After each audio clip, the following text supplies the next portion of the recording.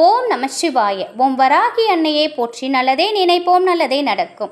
இன்னைக்கு நம்ம பார்க்க போகிற பதிவு தமிழ் புத்தாண்டு 14/4/2024. இந்த ஆண்டு முழுவதும் செல்வம் செழிக்கிறதுக்கு இதை செய்ய மறக்காதீங்க. வீட்டிலேயே எளிமையாக பூஜை செய்வது, இப்படி பல விஷயங்களை இந்த பதிவில் நம்ம பார்க்க போகிறோம்.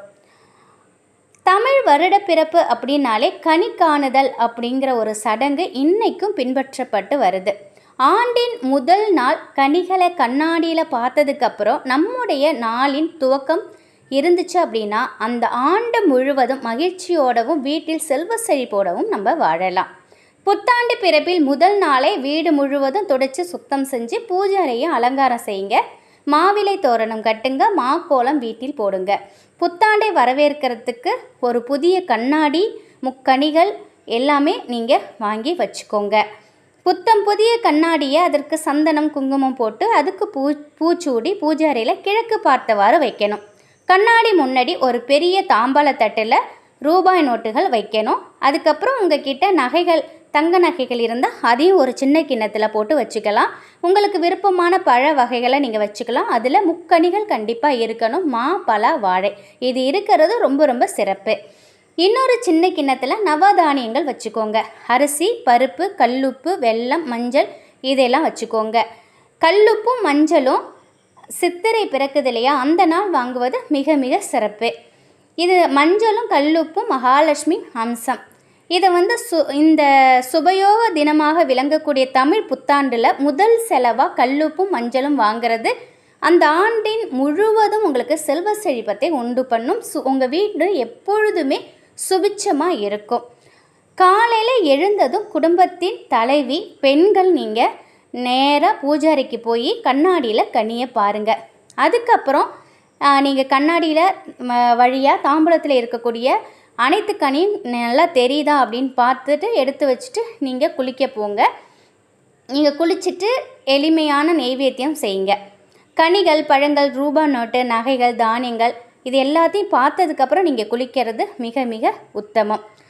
அதுக்கப்புறம் ஒரு சின்ன கலசத்தில் தண்ணீர் வச்சு அதில் பச்சை கற்பூரம் கொஞ்சம் நுணுக்கி போடுங்க. கொஞ்சம் பூக்களை போட்டு வைங்க. நெய்வேத்தியமாக சக்கரை பொங்கல், பாசிப்பருப்பு பாயசம் இதெல்லாம் செய்யலாம். அது உங்களுடைய வசதிக்கேற்ப நீங்கள் செஞ்சு வச்சுக்கோங்க. 6 வகையான சுவைகள் இருக்கக்கூடிய உணவை நீங்கள் தயார் செய்யலாம். வீட்டில் இருக்கிற ஒவ்வொருத்தரும் காலையில் எழுந்ததும் குளிக்கிறதுக்கு முன்னாடியே கண்ணாடி வழியாக கனியை பார்க்க சொல்லுங்கள். வீட்டில் மாவிலை தோரணம் கட்டுறதுனால தெய்வீக ஆற்றல் நம்ம வீட்டில் ஏற்படும். துஷ்ட சக்திகள் எல்லாமே அழிந்து போகும். கண்ணாடி வழியாக நீங்கள் கனி பார்த்ததுக்கப்புறம் குளித்து முடிச்சுட்டு வீட்டில் உள்ளவங்க எல்லோரும் பூஜாரிக்கு சாமி கும்பிட்டுட்டு பெரியவங்க காலில் விழுந்து ஆசீர்வாதம் வாங்கி பணத்தை வாங்கிக்கலாம். புதிய துணிமணிகள் இருந்தாலும் அவங்கக்கிட்ட ஆசீர்வாதம் வாங்கி அந்த துணிமணிகளை நீங்கள் போட்டுக்கலாம். சின்ன பிள்ளைங்களுக்கு நீங்கள் ஆசீர்வாதம் வாங்கி அவங்களுக்கு நீங்கள் ரூபாய் நோட்டுகள் கொடுங்க. பூஜை முடித்ததும் நீங்கள் நெய்வேத்தியம் பண்ணிவிட்டு காக்கைக்கு முதல்ல சாப்பாடு வைங்க. அதுக்கப்புறம் பசு இருந்துச்சுன்னா அதுக்கும் சாப்பாடு வைங்க.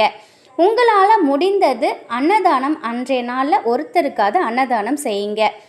நீங்கள் நெய்வேத்தியம் பண்ணதும் அந்த பிரசாதத்தை உங்கள் வீட்டில் உள்ளவங்களும் நீங்களும் சாப்பிடுங்க. அக்கம் பக்கத்தில் இருந்தாலும் நீங்கள் அக்கம் பக்கத்து வீட்லேயும் நீங்கள் கொடுக்கலாம். அது இன்னும் சிறப்பான ஒரு விஷயம்.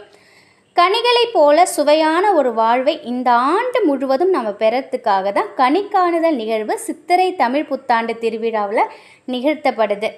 மிக எளிமையாக வீட்டிலேயே நம்ம வரவேற்கக்கூடிய இந்த குரோதி வருடம் புத்தாண்டை இந்த பூஜைகள்லாம் நம்ம செஞ்சு வரவேற்போம். நம்முடைய வாழ்க்கையில் இந்த ஆண்டு முழுவதும் சிறப்பான பலன்களை நிச்சயமாக இந்த ஆண்டு நமக்கு கொடுக்கும். மனசில் முழு நம்பிக்கையோடு பிறக்க போகிற புத்தாண்டை, தமிழ் புத்தாண்டை மன நிம்மதியோடு வரவேற்போம். சித்திரை மாதம் முதல் நாளில் உங்களுடைய குல தெய்வத்திற்கு முதலில் நீங்கள் படையல் இடணும். உங்ககிட்ட என்ன இருக்கோ அதை நெய்வேத்தியம் நீங்கள் முதலில் வைக்கணும். உங்களுடைய குல தெய்வத்தையும் இஷ்ட தெய்வத்தையும் மனதார வேண்டிக்கோங்க. நிச்சயமாக பிறக்கக்கூடிய ஆண்டு உங்களுக்கு நன்மைகளையே தரும். செல்வத்தை வாரி வழங்கும். உங்கள் வாழ்க்கையில் சந்தோஷங்கள் பிறக்கும். அனைவருக்கும் இனிய தமிழ் புத்தாண்டு நல்வாழ்த்துக்கள். வராகி அன்னையின் அருளோடும் உங்களுடைய குல தெய்வத்தின் அருளோடும் எப்பொழுதும் உங்கள் வீட்டில் செல்வ செழிப்பும் ஆரோக்கியம் மகிழ்ச்சியும் நிலைத்திருக்கட்டும். நன்றி.